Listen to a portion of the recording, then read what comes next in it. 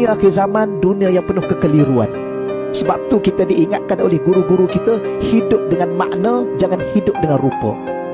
Jangan keliru lagi tau. Kadang-kadang orang debat dengan kita, orang nak susahkan kita, orang nak kelirukan kita. Tak payahlah ikut ulama'-ulama' ni, ikut Nabi je lah. Ni mazhab ni, Nabi ni mazhab mana dulu? Ni tuan-tuan ingat ya, kekeliruan di akhir zaman. Dunia akhir zaman, dunia yang penuh kekeliruan. Sebab tu kita diingatkan oleh guru-guru kita, hidup dengan makna, jangan hidup dengan rupa. Rupa kita manusia.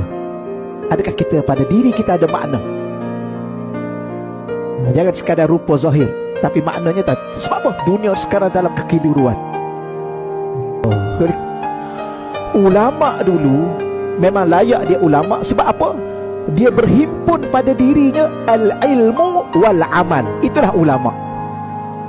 Kalau sekadar berhimpun pada diri dia ilmu sahaja, amal tak ada, atau amalnya sedikit, itu bukan ulama'. Allah jauh tuan-tuan. Saya tunjuk sikit.